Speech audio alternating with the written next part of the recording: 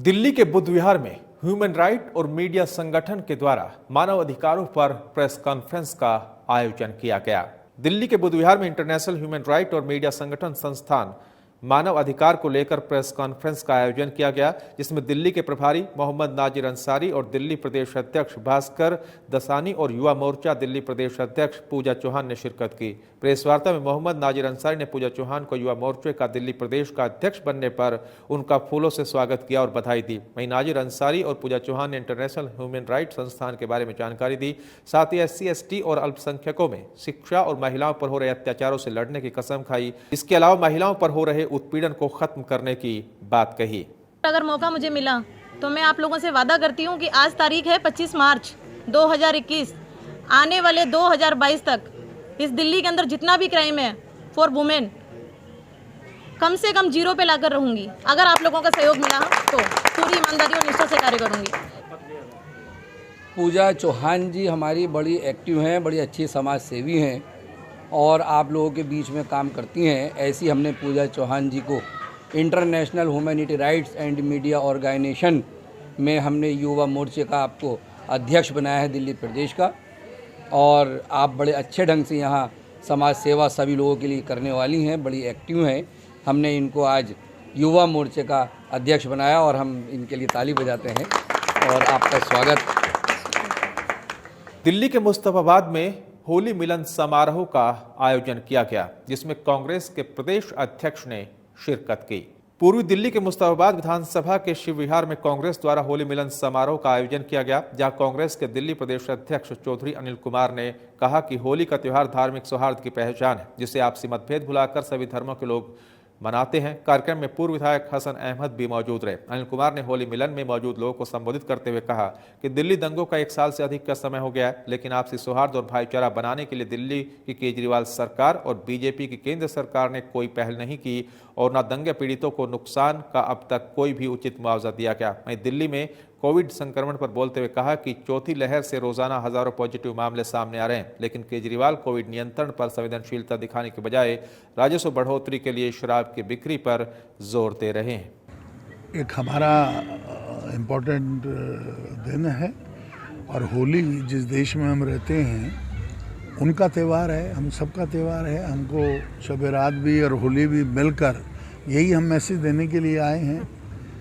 यहाँ हिंदू और मुसलमान सब बैठे हैं, ये कोई मैं पहली बार नहीं आया हूँ, मैं तो हारा हुआ हूँ। मैं कम से कम 15 साल से लगातार होली वाले दिन आ रहा हूँ। मुझे अच्छा लगता है कि आपस में हम मिलकर, हिंदू और मुसलमान मिलकर सब त्यौहार मनाएं। यही देश की एक हमारा चलन है और इसी से हम लोग, हमारा देश आगे बढ़ेगा और हम लोग आगे बढ़ेंगे। एक अगर इंसिडेंट हो गया है उससे हमें डर कर या मायूस होकर बैठने की ज़रूरत नहीं है। हमें अपना संदेश सब लोगों को साथ देना चाहिए। वो बाहर के लोग थे जिन्होंने माहौल ख़राब किया, हम यहाँ के लोग सब एक है और आगे कोई ऐसा काम ना होने देंगे जिससे समाज को और किसी व्यक्ति को नुकसान पहुँचे। अभी आपने देखा था पीछे यहाँ दंगा हुआ था, कई सारे लोगों में ऐसा संदेश गया था कि हिंदू मुस्लिम भाईचारा ख़त्म करने के लिए जो RSS के लोग, बीजेपी के लोग, उन्होंने ये कराया था। हम तो उनका ही नाम लेंगे। और दिल्ली में जो बैठे हमारे केजरीवाल जी, उन्हों की ये देन है। उन्होंने कहा कि मरकज़ से यहाँ पर कोरोना फैला है, लेकिन उसके बाद में आपने देखा कहाँ मरकज़ से फैला है। तो ये दिल्ली सरकार जो हमारी बैठी हुई है ये भी निकम्मी सरकार है। केजरीवाल जी भी झूठ बोलते हैं। ये तो ऊपर भी जो केंद्र सरकार और दिल्ली सरकार दोनों में कोई कथनी करनी में अंतर नहीं है। ये कहते कुछ है, करते कुछ है। तो हमें इन पर विश्वास नहीं करना चाहिए। विशेष करके कांग्रेस पार्टी जो आपने देखा है, जब यहाँ दंगा हुआ तो कांग्रेस पार्टी बढ़ी और हमारे राहुल गांधी जी ने खुद बढ़ करके जो जहाँ झगड़ा हुआ था वहाँ पर खाना भिजवाया, उन्होंने पैकेट भेजाए सबको। हमने यहाँ अपने घर से भी बांटे, पूरे मुस्तफाबाद में अली मेहंदी साहब ने घर घर पहुँचाए। अनिल चौधरी जो दिल्ली प्रदेश के अध्यक्ष है उन्होंने पहुँचाए। उसके साथ साथ में कोरोना काल में आपने देखा मैंने अपनी रसोई खुद यहाँ शिव विहार में अपने घर से चलाई। मुस्तफाबाद विधानसभा में हर जगह अली मेहंदी ने चलाई, दिल्ली प्रदेश अध्यक्ष अनिल चौधरी ने दिल्ली प्रदेश से चलाई। और राहुल गांधी ने भी संदेश दिया कि सब लोगों से आदेश दिया कि जहाँ जहाँ हमारे कार्यकर्ता कांग्रेस के रह रहे हैं अपने घर से ही रसोई चलाएं। महाराष्ट्र में लगातार बढ़ते कोरोना को लेकर महाराष्ट्र के उप मुख्यमंत्री अजीत पवार ने बड़ा बयान दिया। पुणे में प्रेस कॉन्फ्रेंस करते हुए अजीत पवार ने कहा कि राज्य में बढ़ रहे कोरोना के मामलों को मॉनिटर किया जा रहा है। 2 अप्रैल तक नजर रखी जाएगी। अगर लोग कोरोना गाइडलाइन का उल्लंघन करते रहे तो सरकार के पास लॉकडाउन के अलावा कोई चारा नहीं बचेगा। कोरोना वायरस के बढ़ते मामलों के बीच अजीत पवार ने नई गाइडलाइंस का भी ऐलान किया। उप मुख्यमंत्री ने कहा कि मॉल, मार्केट, सिनेमा हॉल को अभी 50% क्षमता के साथ ही काम करना चाहिए। साथ ही किसी भी शादी में 50 लोगों से अधिक लोग नहीं आने चाहिए। अजीत पवार ने ऐलान किया कि अंतिम संस्कार में 20 लोगों के शामिल होने की इजाजत दी जाएगी, जबकि अस्पतालों में एक बार फिर से कोरोना मरीजों के लिए बेड रिजर्व किए जा रहे हैं। प्राइवेट अस्पतालों में 50% बेड रिजर्व रखने को कहा गया।